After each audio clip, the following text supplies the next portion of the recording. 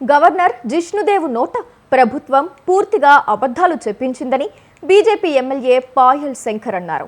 రైతు రుణమాఫీ ఇంకా పూర్తి కాకుండానే పూర్తి చేసినట్లు గవర్నర్తో మాట్లాడించారని ఆరోపించారు. 1 కోటి మంది మహిళలను కోటీశ్వరులను చేశామని గవర్నర్ ప్రసంగంలో చెప్పారని, ఏ మహిళను కోటీశ్వరులుగా చేశారో వాళ్ళనే అడుగుదామని అన్నారు పాయల్ శంకర్. ప్రభుత్వం గవర్నర్ గారి నోటి నుండి పూర్తిగా అబద్ధాలు చెప్పించే ప్రయత్నం చేసింది. రైతులకు సంబంధించినటువంటి ఈ రాష్ట్రంలో 2 లక్షల రూపాయల రుణమాఫీ రాష్ట్రంలో ఉన్నటువంటి రైతులందరికీ కూడా ఏకకాలంలో మాఫీ చేసినామనే విధంగా గవర్నర్ గారి నోటి ద్వారా చెప్పించింది. ఇది పూర్తిగా అబద్ధం. ఇప్పటికే 2 లక్షల రూపాయల రైతులకు రుణమాఫీ కాక ఆ ఉన్నటువంటి భారాన్ని వడ్డీ కట్టలేనటువంటి రైతులు ఈ రోజు లక్షల మంది రైతులు ప్రభుత్వానికి ఉత్తరాలు రాస్తున్నారు.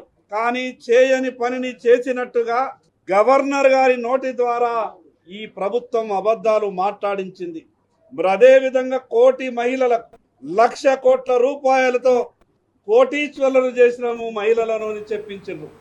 ఈ ప్రభుత్వానికి సూటిగా అడగదలుచుకున్నాం. ఈ తెలంగాణ రాష్ట్రంలో ఉన్నటువంటి ఏ గ్రామాన్నైనా మీరు ఎంచుకోండి, అక్కడికి వెళ్దాం.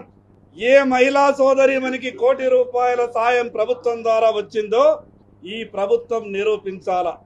ప్రభుత్వం గవర్నర్ గారి నోటి నుండి పూర్తిగా అబద్ధాలు చెప్పించే ప్రయత్నం చేసింది.